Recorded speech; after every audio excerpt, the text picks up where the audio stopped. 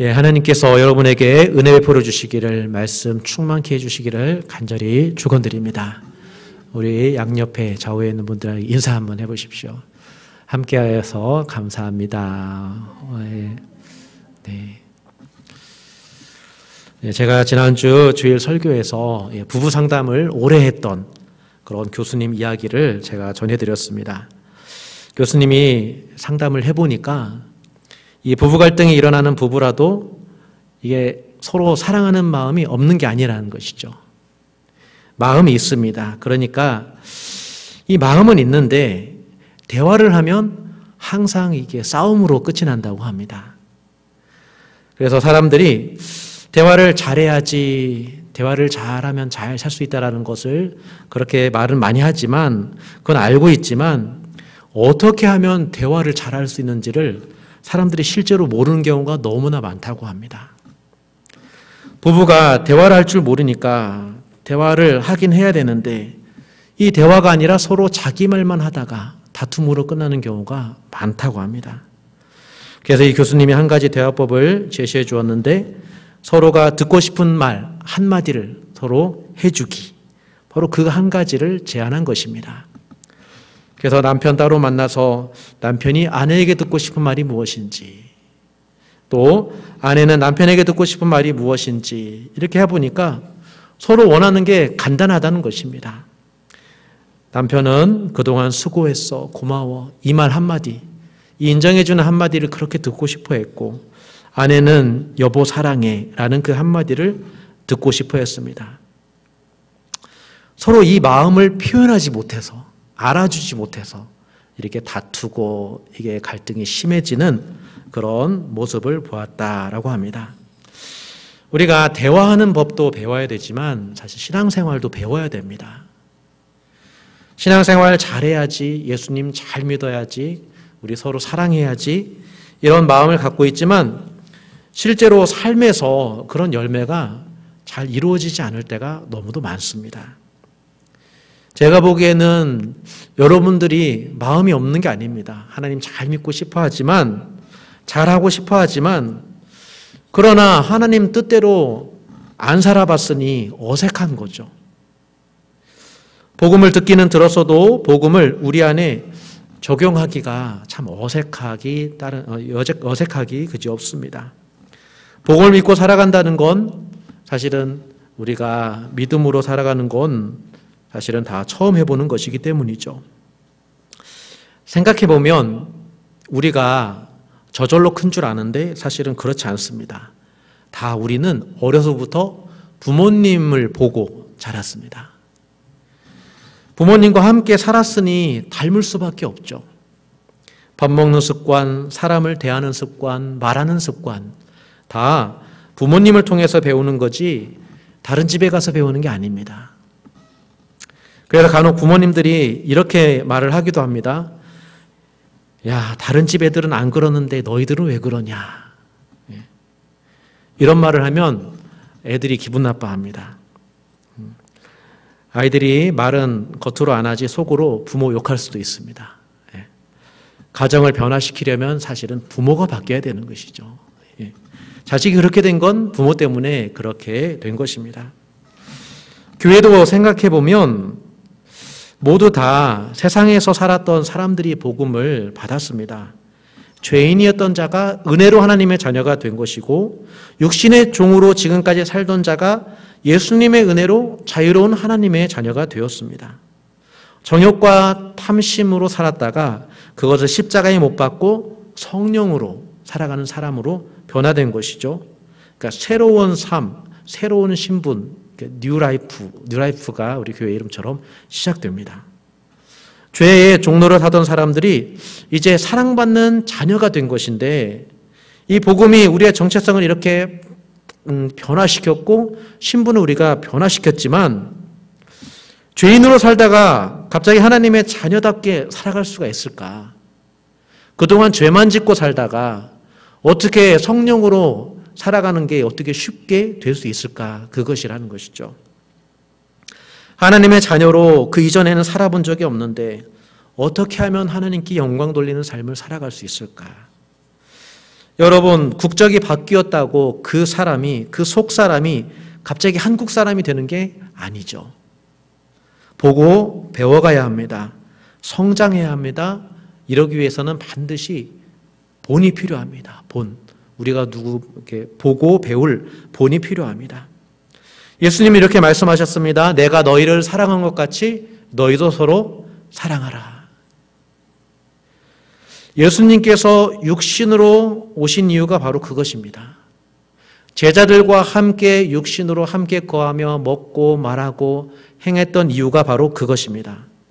몸으로 보여주기 위해서, 몸으로 가르쳐주기 위해서, 제자들이 눈으로 예수님을, 그 진리를, 하나님을 볼 수 있도록 하기 위해서 예수님이 육신으로 오신 것입니다. 그래서 하나님의 자녀는 이 예수님을 바라봐야 됩니다. 보고 믿는 게 믿음이고 보고 믿고 따라가는 게 신앙입니다. 복음서에서는 그 예수님을 우리에게 보여주는 것이죠.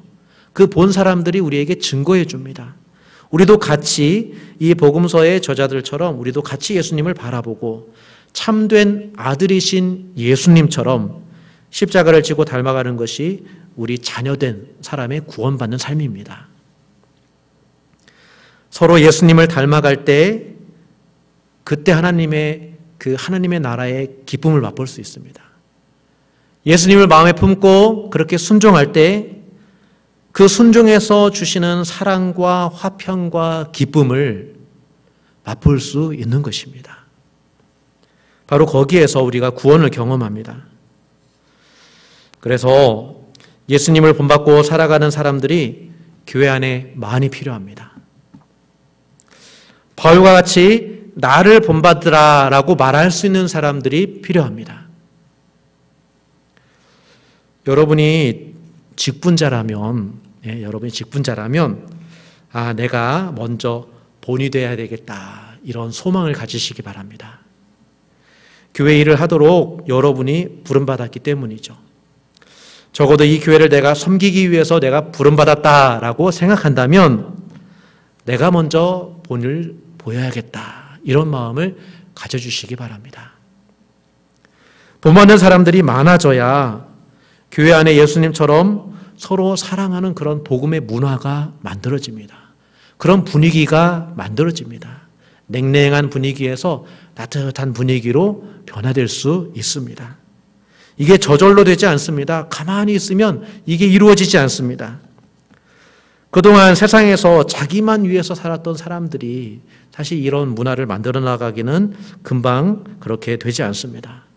그렇지만 하나님을 본 사람들은, 예수님을 보고 예수님을 믿는 사람들은 두세 사람이라도 모여서 그런 문화를 만들어 가야 합니다. 갈라디아 교회의 경우에 다른 복음 때문에 교회의 정체성이 왜곡되어서 이 사랑의 문화가 파괴되었습니다. 예수님을 믿는 믿음이 아니라 이제 모세의 율법으로 돌아간 것이고, 성령이 아니라 육체의 할례가 하나님의 자녀라는 정체성이 되어버렸습니다. 완전히 잘못되었습니다. 마음의 할례는 무시되고 육체의 할례가 더 중요하게 되어버린 것이죠. 육체를 자랑하게 되었습니다. 복음의 문화가 사라졌습니다. 유대인과 이방인을 차별하는 문화가 생겨났고, 또 율법이 규정하는 남자와 여자를 차별하는 그런 것도 계속됩니다. 이런 교회에 새신자가 생기면 그 새신자는 신앙의 사람으로 될까요? 아니면 그냥 종교적인 사람이 될까요? 갈라디아 교회에는 두 가지 정체성 가운데 이들은 선택해야 했습니다. 바울이 대표되는 참된 복음이 주는 정체성, 그 위에 설 것인가? 아니면 거짓 교사가 가르치는 이 다른 복음, 율법 위에서 자기 자신을 세워야 가야 할 것인가? 이 둘 다 하나님의 자녀라고 그렇게 주장하지만 열매가 다릅니다. 성령의 열매를 맺는 것인가? 육체의 열매를 맺는 것인가? 열매가 서로 달랐습니다. 바울은 이 정체성 왜곡과 싸웁니다. 참된 복음의 의미를 다시 한번 일으키고자, 가르치고자 자신을 본받아 이 성령의 이 교회, 이 복음의 교회를 다시 회복하기를 원하고 있습니다. 그런데 갈라디아 교회가 다행스러운 게 한 가지, 그게 뭐냐면 이 교회가 예전에 바울과 함께 했던 그런 기억이 있다는 것입니다. 바울이 그들과 함께 있을 때 바울이 그들을 어떻게 섬겼는지, 그리고 어떻게 예수님의 마음으로 그들에게 본이 되어서 그렇게 그들을 섬기며 복음을 가르치고 생활했는지를 이 갈라디아 교회가 기억하고 있다는 것입니다. 여러분, 본 사람하고 안 본 사람하고 차이가 큽니다. 한 번 봤으면 그 기억이 오래 갑니다. 평생 갑니다. 이 갈라디아 교회는 바울과 함께 했던 그런 기억이 있기 때문에 바울도 그 기억을 의지해서 너희가 전에 내가 본이 되었던 그것을 기억해서 너희들 다시 한번 복음 위에 서라 라고 말씀하고 가르칠 수 있었던 것입니다. 제가 지난주까지 참된 복음의 원리를 다른 복음과 구별할 수 있도록 이제 가르쳤다면, 이 말씀을 읽었다면, 이제 5장 25절부터는 이제 형제 안에서 성령으로 살아가는 법, 그 성령으로 살아가는 구체적인 삶의 방법을 이제 가르쳐 주기 시작합니다. 교회가 어떤 공동체 문화를 만들어 나가야 하는지를 가르치고 있는데 26절 말씀을 우리 함께 읽어보겠습니다. 26절 시작. 헛된 영광을 구하여 서로 노엽게 하거나 서로 투기하지 말지니라. 오늘은 한 구절만 가지고 말씀을 나누고자 합니다. 첫 번째로는 헛된 영광을 구하지 말라라고 합니다. 헛된 영광. 헛된 영광이 무엇일까요? 영어로 보니까 자만심이라고 번역되는 그런 단어로 번역되어 있습니다. 그런데 또 헬라어로는 어떤 텅 빈 영광, 그러니까 비어있는 명예, 이런 뜻이 있다고 합니다. 그러니까 헛된 영광은 자기 안에 영광이 없어서 텅 비어서 이게 불안한 상태를 의미합니다. 그래서 자신의 영광이 없으니까, 비어있으니까 이 세상의 타인과의 관계에서 그 영광을 찾으려고 애씁니다. 그래서 사람들과 비교하면서, 자기를 다른 사람들과 비교하면서 자신의 영광을 구하는 것이 이 헛된 영광을 구하는 것이다 라고 말씀합니다. 자신이 남과 비교해서 좀 나을 때 마치 내가 좀 대단한 사람처럼 그렇게 보이는 것이죠. 스스로 그런 마음이 생깁니다. 그것을 우월감이라고 하는데, 우월감은 자신을 아주 다른 사람과 비교해서 영광스럽게 생각합니다. 어떤 의미에서 이 헛된 영광은 그래서 이제 자만심이라고 번역되는 게 또 맞는 겁니다. 이런 의미에서. 그렇지만 내 자신이 다른 사람과 비교해가지고 내가 좀 못하다라고 느낄 때 사람이 비참함을 느낍니다. 세상에서 영광을 간절히 구하는 사람들이, 이 사람들이 그 영광을 구하지 못했을 때, 실패했을 때 상실감이 너무도 크기 때문에 낙심도 커가지고 스스로 세상에 살 가치가 없다고 생각하기까지 합니다. 그래서 헛된 영광을 구하는 마음은 결국에는 자기 영광을 구하는 마음입니다. 자기 영광을 구하는 마음인데, 다른 사람들과의 관계에서 한편에서는 우월감으로 나타나고 또 다른 사람들과 관계에서는 열등감의 형태로 나타나는 게 바로 이 헛된 영광을 구하는 마음입니다. 그래서 헛된 영광을 구하여 서로 노엽게 하거나 서로 투기하지 말지니라 라고 가르칩니다. 노엽게 한다는 말은 누구를 부추겨가지고 이렇게 경쟁하게 한다는 그런 뜻입니다. 그러니까 남과 비교해서 경쟁해가지고 이겨서 우월감을 입증하려고 하는 그런 마음. 그리고 투기한다는 그런 뜻은 다른 사람의 것을 소유하기를 원하는 마음입니다. 그러니까 자기는 가지지 못했기 때문에 갖고 있는 사람을 미워합니다. 국어사전에 이 투기하다라는 말이 이럴 때 쓰입니다. 자기가 좋아하는 이성이 다른 이성과 좋아하는 것을 보고 지나치게 미워하다. 이런 뜻으로 이렇게 국어사전에 나와 있습니다. 나도 갖고 싶은데 못 가질 수 있잖아요. 그런데 이 가진 사람을 미워하는 거예요. 이렇게 서로 노엽게 하거나 서로 투기하는 것, 이것이 헛된 영광을 구하는 마음, 그 마음이다라고 하는데, 이건 다른 말로 정리하면 우월감을 가진 사람이 자신보다 약해 보이는 사람을 깔보는 자세이기도 하고, 또 열등감을 느끼는 사람이 자기보다 낫다고 생각하는 사람을 이렇게 올려보면서 미워하는 그런 마음입니다. 두 가지가 다 자신의 영광을 구하는, 이 헛된 영광을 구하는 마음에서 나오는 그런 감정들입니다. 여러분, 교회 안에서 헛된 영광을 구하며 살아간다고 한번 생각해 보십시오. 때로는 누군가를 바라보면서 우월감을 느끼고 스스로 만족해하는 경우가 있을 수도 있습니다. 때로는 누군가에 대해서 열등감을 느끼면서 그 형제를 질투하고 미워할 수 있습니다. 교회를 다니면서도 그래서 늘 불만입니다. 자만심 때문에 불안해하고 때로는 질투심에 또 불만입니다. 그래서 교회를 다녀오면 다른 사람들과 비교하면서 그렇게 예배 끝나면 은혜를 얻는 게 아니라 상처와 불만을 가지고 옵니다. 나는 왜 이렇게 은혜 받지 못했나? 나는 왜 다른 사람들과 비교해 봤을 때 왜 나는 왜 이렇게 축복받지 못했나? 그런 불만을 가지고 집으로 돌아오는 것입니다. 이것은 신학적인 표현으로 보면 이 헛된 영광이란 자기의 행위로 의로움을 얻고자 하는 것과 같습니다. 그래서 이런 사람들에게는 우월함이 곧 의로움입니다. 그래서 갈라디아 교회 같은 경우는 유대인 그리스도인들은 육신의 행위, 그 자기가 받은 그 육체의 할례, 그 표시를 가지고 이방인보다 더 우월하지, 이런 생각을 갖습니다. 실제로 율법을 지킬 능력은 없지만 오히려 율법을 지킬 능력이 없기 때문에 그 육신을 더 의지합니다. 그 표시를 가지고 내가 하나님의 자녀라는 그 확신을 더 갖고자 합니다. 그러나 사실은 그 육체를 의지해서 하나님의 자녀가 될 수 없는 것이죠. 헛된 영광을 구하는지 그 자신도 알고 있습니다. 또 반대로 이방인 그리스도인들도 교회 안에서 열등감을 한번 극복해 보려고 할례를 받으려고 합니다. 그 육체의 할례를 받음으로 그 우월한 표시를 얻고자 하는 거죠.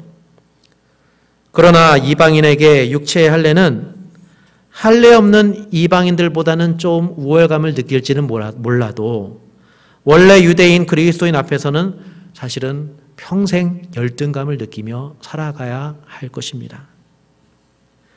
문제는 이렇게 육체의 표시를 가진 자들, 그들이 진정 하나님의 백성이 될 수 있느냐는 것이죠. 그 율법으로부터 자유한 사람이 될 수 있느냐는 것입니다.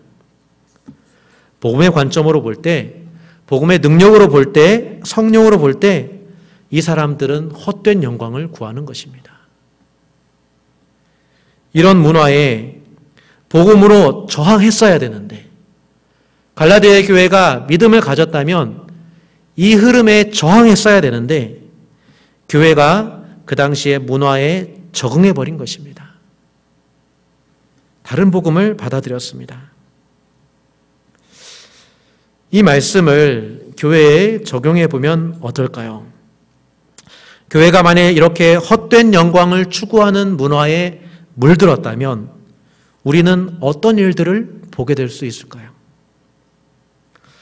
교회가 항상 다른 교회와 비교하면서 정체성을 찾고자 한다면 어떨까요? 우리 교회가 저 교회에 비교해 보니까 사람 수도 많고 크기도 하고 영향력이 커. 그러면 그래, 우리는 참 괜찮은 교회야, 이렇게 생각하고, 또 다른 교회와 또 비교하면서 반대로 어떤 작은 교회랑 비교하면서 어떤 큰 교회랑 이렇게 비교하면서 비교해 보니까 내가 부족한 게 너무 많은 거야. 우리 교회가 부족한 게 너무 많아. 사람도 부족하지, 인력도 부족하지, 그리고 재정도 부족하지, 환경도 부족하지. 그러면 우리 교회가 좀 부족한 교회가 아닌가? 열등한 교회가 아닌가? 이렇게 생각을 합니다. 또 그 큰 교회는 많은 일을 하는데 왜 우리는 이거밖에 못하나? 라는 이런 생각에 작은 교회, 스스로 작게 생각합니다. 그래서 이 부족함을 좀 메꿔보려고, 극복하려고 교회가 사람을 모으는 방법, 예산을 모으는 방법, 이런 일에 집중을 하고, 그래서 자꾸 대형교회가 어떻게 그렇게 큰 교회가 됐는지, 그 대형교회가 뭐 하는지 이렇게 따라다니고 찾아다니면서 우리 교회도 그 교회가 하는 프로그램도 하고, 또 우리 교회가 다른 사람에게 사람을 빼앗길까봐 그런 불안감으로 교회 행사를 이렇게 하고, 이렇게 한다면 어떨까? 그러다 보니 교회 안에서 공연도 하고 콘서트도 하고 비싼 돈을 들여가지고 정말 유명한 사람들 끌어들여서 이렇게 선물도 준비하고 이런 행사를 하고, 그렇게 하다 보니 남는 것은 우리가 뭔가 했다라는 그런 자기만족감은 줄 수 있지만, 그러나 복음에 비추어 보면 과연 우리의 복음의 본질에 집중했나? 어쩌면 헛된 영광을 구하는 것이 아니었나? 이런 생각을 한번 해보게 됩니다. 교회는 다른 교회랑 비교해서 우리가 잘났거나 못났거나 그렇게 비교하는 게 아니라, 교회는 복음의 말씀 안에서 자기의 정체성을 찾아가는 것입니다. 복음 안에서 교회는 모두 다 용서받고 은혜받은 하나님의 자녀입니다. 이 교회 잘났고 저 교회 잘났고 그런 거 없습니다. 우월감이나 열등감으로 교회를 볼 필요가 없습니다. 복음은 우리가 하나님 앞에 육신으로 내세울 거 없는 죄인이라는 걸 알려줍니다. 그의 복음 앞에서는 우월감이 아니라 서로 불쌍히 여겨줘야 되고 서로에게 겸손을 가르쳐 줍니다. 복음 앞에서 우리 모습을 보면 경쟁 상대가 아닙니다. 다 우리의 형제 자매고, 우리가 함께 그리스도의 몸을 이루어서 이 세상에서 빛과 소금된 그 사명을 감당하는 형제고 한 몸이지, 그 교회들을 보면서 경쟁할 이유가 없습니다. 복음은 서로 종로를 살아라는 주님의 본을 살아가야 되지, 우리가 다른 일에 다른 것에 신경 쓸 필요가 없습니다. 이미 복음 안에서 하나님의 충만한 사랑을 받았기에 우리가 열등감이나 우월감을 가질 필요가 없습니다. 교회 안에서 성도가 성도를 대할 때도 마찬가지입니다. 성도가 성도를 바라볼 때 우리가 헛된 영광을 구하는 마음으로 사람들을 볼 수가 있습니다. 우리가 받은 직분을 생각할 때에도 사실은 어떤 우월감이나 열등감이 있을 수 있습니다. 헛된 영광을 구하는 사람들이 직분을 마치 세상의 계급처럼 생각합니다. 그래서 평신도와 목회자, 비항존직과 항존직이 마치 우월한 사람인 것, 그리고 열등한 사람인 것처럼 이렇게 생각하는 것, 바로 이것은 헛된 것입니다. 이렇게 생각하면 교회가 어떻게 되겠습니까? 장로가 서리 집사라고 해서 열등하게 보고, 또 서리 집사는 장로님을 우월하게 바라보고 자기는 초라하게 바라보고, 이런 게 과연 복음에 합당한 것일까요? 그리고 내가 항존직 직분이 되었다고 우월감을 갖는 것도 이건 복음에 합당하지 않고, 내가 항존직 직분이 안 되었다고 열등감에 화를 내고 분노하고 자존심 상해서 교회를 떠나는 것도 이건 복음에 합당하지 않습니다. 교회 안에서 자존심을 건드리고 또 자존심을 상해하는 것, 사실은 어떻게 보면 이것은 복음에 합당하지 않습니다. 그리스도 예수의 사람들은 육체와 함께 정욕과 탐심을 십자가에 못 박은 사람이기 때문입니다. 교회는 자기의 수고를 인정받으려는 그런 곳이 되어서는 안 됩니다. 교회는 은혜받아 사랑으로 서로 종노릇 하는 곳입니다. 왜냐하면 우리가 예수님 믿고 하나님 자녀가 된 것이죠. 예수님 믿고 하나님의 자녀가 된 것이지, 내가 다른 사람들보다 더 의롭게 살았다고 해서 더 귀한 하나님의 자녀가 된 것이 아닙니다. 이렇게 은혜로 하나님의 자녀가 되었기 때문에 우리 모두 주 안에서 하나입니다. 유대인과 이방인, 주인과 종, 남자가 또 여자가 주 안에서 같이 세례받고 같은 믿음으로 서로 형제 자매가 된 교회입니다. 그래서 교회는 이렇게 동등하게 서로 사랑으로 종로를 하는 그런 문화를 만들어 가야 됩니다. 이건 복음이 우리에게 명령하는 것입니다. 우리 교회에서 직분자들이 복음을 믿는다면 어떻게 변화되어야 될까? 직분자들뿐만 아니라 온 성도들이 복음을 믿는다면 과연 어떻게 변화되어야 할까요? 복음 안에서 우리가 모두 다 형제의식을 가져야 됩니다. 형제된 자매의식을 가져야 됩니다. 자기보다 남을 좀 더 낮게 여기는, 좋게 여기는 이런 마음을 가져야 됩니다. 교회는 질서를 존중해야 되죠. 왜냐하면 교회의 질서는 교회의 화평과 안정을 위해서 필요합니다. 교회의 전통이나 제도나 그리고 교회 안에서 우리가 나이를 따지고 그리고 성별과 같은 그런 문화적인 구별을 우리가 받아들일 수 있습니다. 그런데 핵심은 이런 교회의 질서와 문화가 성도를 차별하는 문화가 되어서는 안 된다는 것입니다. 나이 많은 사람들이 나이 적은 사람들을 차별하고 그리고 이 전통과 제도가 또 이렇게 차별하는 그게 아니라 그런 제도와 문화는 섬김을 위해서 역할을 하도록 그렇게 우리가 만들어 가야 됩니다. 그렇게 바꿔가야 됩니다. 변화시켜 가야 되고 내가 그런 직분을 받았다면 내 마음의 그런 생각들을 바꿔가야 됩니다. 당회를 예를 든다면 당회가 어떻게 이게 군림하고 이게 특권을 가진 그런 당회가 아닙니다. 당회는 그렇게 존중받아야 되지만 그러나 당회는 먼저 이 한 마리의 양을 이 목양을 위해서 본을 보여줘야 되는 그런 곳이 되어야 됩니다. 항존직 또한 주님의 본을 따라서 먼저 형제자매를 섬기고 돌보는 일에 그렇게 함께 지혜를 모으고 힘을 써야 됩니다.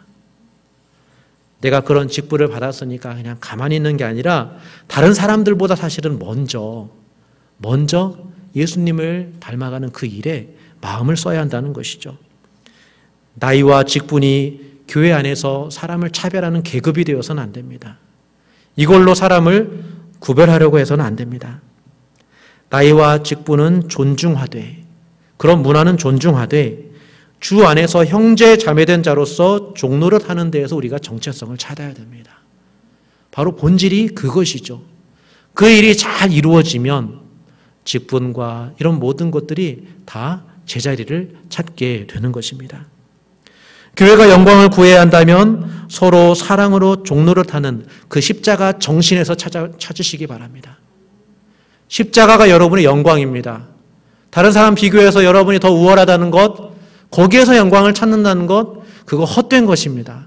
그거 하나님 앞에 아무것도 아닙니다. 여러분 십자가를 사랑하십시오. 십자가 안에서 여러분의 영광을 구하십시오. 먼저는 그 복음을 우리 자신에게 적용해야 됩니다. 그 복음은 우리에게 우월감이 아니라 비교할 바 없는 그런 사랑받는 하나님의 자녀라는 것을 우리에게 적용해야 됩니다. 내 안에 먼저 그 말씀을 받아들여야 됩니다. 그럴 때 주 안에서 담대함을 줍니다. 믿음 안에서 담대함을 줍니다. 안정감을 줍니다. 자유함을 줍니다. 이제는 열등감으로 불안하는 게 아니라 내가 죄인이었지.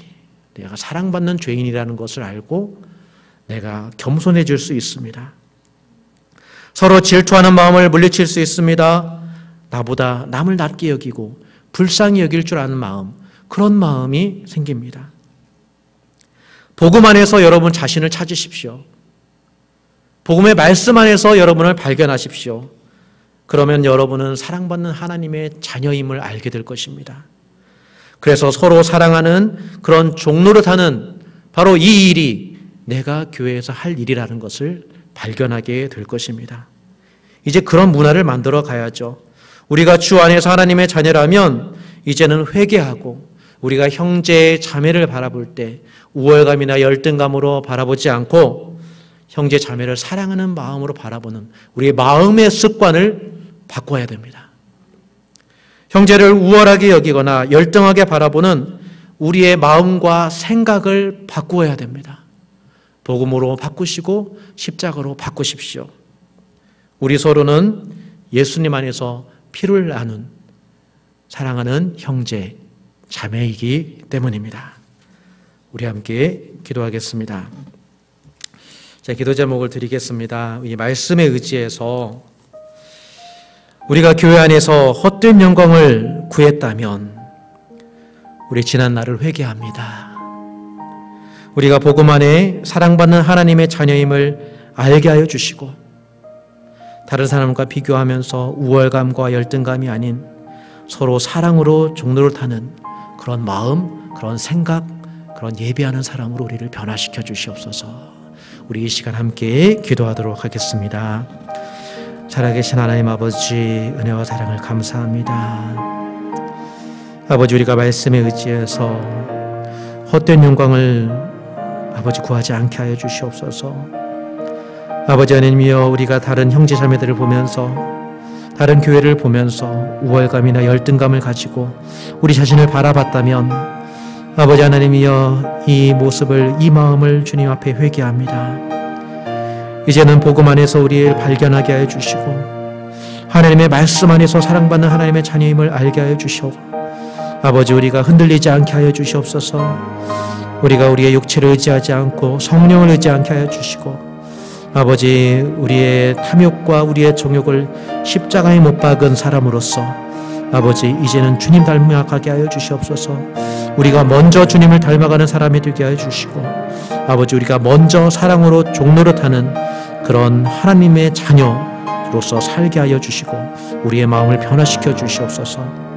아버지, 이 시간 성령께서 인도하여 주셔서 아버지, 우리가 서서히 이렇게 주님을 사랑하는 마음으로 변화시켜 주시고 아버지, 주님을 닮아 아버지, 이전보다 더 성숙해지는 아버지 주님의 귀한 교회로 세워 주시옵소서.